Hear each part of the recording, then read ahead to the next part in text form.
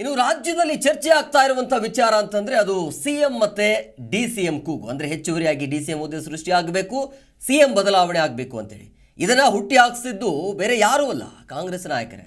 But ಈಗ BJP ನಾಯಕರಿಗೆ ಒಂಥರ ಅಸ್ತ್ರ ಸಿಕ್ಕಿದಂಗೆ, ಹಾಗಾಗಿ ಇದನ್ನ ಟೀಕೆ ಮಾಡ್ತಾ ಇದ್ದಾರೆ. ಹಾಗಾದ್ರೆ ಬಿಜೆಪಿ ನಾಯಕರು ಏನು ಹೇಳಿದ್ದಾರೆ ಕೇಳೋಣ ಬನ್ನಿ. ಬಿಡೋದು ಅವರ ಆಂತರಿಕ ವಿಚಾರ ಅದು. ಆದರೆ ನಾ ಹೇಳೋದು ಇದನ್ನು ಬಹಿರಂಗವಾಗಿ ಚರ್ಚೆ ಮಾಡಿ ಇಡೀ ಆಡಳಿತ ವ್ಯವಸ್ಥೆಯನ್ನು ಒಂದು ರೀತಿಯಲ್ಲಿ ಸ್ಥಗಿತಗೊಳಿಸಲಾಗಿದೆ. ಮತ್ತು ಎಂಥ ವಿಚಿತ್ರ ನಾನು ನೋಡಿದೆ, ಒಬ್ಬರು ಮಂತ್ರಿಗಳು ಹೇಳಿದ್ದಾರೆ ಅದರೊಳಗೆ ಬಿ ಜೆ ಪಿ ಕೈವಾಡ ಇದೆ, ಬಿ ಜೆ ಪಿಯವರು ಮಾಡಿಸ್ತಾ ಇದ್ದಾರೆ ಅಂತ. ಎಷ್ಟು ಬಾಲಿಶ ಇದ್ದಾರೆ ಕಾಂಗ್ರೆಸ್ ಪಾರ್ಟಿಯವರು. ಅಟ್ಲೀಸ್ಟ್ ಹೇಳಬೇಕಾದ್ರೆ ಸ್ವಲ್ಪ ವಿಚಾರ ಮಾಡಿ ಹೇಳಬೇಕು.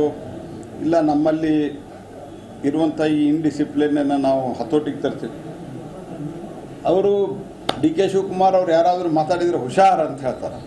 ರಾಜಣ್ಣವ್ರು ಹೇಳ್ತಾರೆ ಅವ್ರು ನೋಟಿಸ್ ಕೊಡಲಿ ಉತ್ತರ ಕೊಡ್ತೀವಿ ಅಂತ. ನಿಮ್ಮ ಎಲೆಯಲ್ಲಿ ನೀವು ಪೂರ್ತಿಯಾಗಿ ಕತ್ತಿ ಸತ್ತು ಬಿದ್ದಿದೆ. ನೀವು ಬಿ ಜೆ ಪಿಯವ್ರಿಗೆ ಭಯ ಕೊಟ್ಟಿದ್ದೀರಿ. ನೀವು ಅಟ್ಟರ್ ನಾನ್ಸೆನ್ಸ್ ನಡೀತಾ ಇದೆ ರಾಜ್ಯದಲ್ಲಿ. ನಡೀತಾ ಇರುವಂಥದ್ದು ಜನ ಇದನ್ನು ಗಮನಿಸಬೇಕು. ಭಾಳ ವಿಶ್ವಾಸದಿಂದ ಜನ ಅವ್ರಿಗೆ ಓಟ್ ಕೊಟ್ಟಿದ್ದಾರೆ, 5 ವರ್ಷಕ್ಕೆ ಕೊಟ್ಟಿದ್ದಾರೆ. ನಮ್ಮದು ಸ್ವಾಮೀಜಿಗಳೇ ನೇರವಾಗಿ ರಾಜನ್ ಅವರ ಮೇಲೆ ಆರೋಪ ಮಾಡಿದ್ದಾರೆ. ರಿಯಲ್ ಎಸ್ಟೇಟ್ ಮಾಫಿಯಾ, ಮತ್ತೊಂದು ಕಡೆ ಭೈರತಿ ಸುರೇಶ್ ಅವರು 25,000 ಕೋಟಿ ಸೈಟ್ ಆರೋಪನೂ ಅವ್ರ ಮೇಲಿದೆ ಸರ್. ಇಬ್ಬರು ಸಚಿವರ ಮೇಲೆ ಅವರೇ ಸ್ವಾಮಿಗಳ ಆರೋಪ ಮಾಡ್ತಿದ್ದಾರೆ. ಅಲ್ಲ, ಗಂಭೀರ ಸ್ವರೂಪದ ಆರೋಪಗಳಿದ್ದಾವೆ. ಇದರ ಜೊತೆಗೆ ನಾನು ಹೇಳೋದು, ಈ ರೀತಿಯಾದಂಥ ಥಿಂಕಿಂಗ್ ಏನಿದೆ, ಗೊಂದಲಮಯವಾದಂಥ ಒಂದು ವ್ಯವಸ್ಥೆಯನ್ನು ಕ್ರಿಯೇಟ್ ಮಾಡ್ತಾ ಇದ್ದಾರೆ. ಈಗಾಗಲೇ ಅದೇ ದಾರಿಯಲ್ಲಿ ನಡೆದಿದೆ. ಕಾದು ನೋಡೋಣ. ಈಗ ರಾಜ್ಯದಲ್ಲಿ ಜನಸಾಮಾನ್ಯರ ಪರಿಸ್ಥಿತಿ ಬಗ್ಗೆ ಯಾರೂ ಕೂಡ ಚಿಂತನೆ ಮಾಡೋರು ಯಾರೂ ಇಲ್ಲ.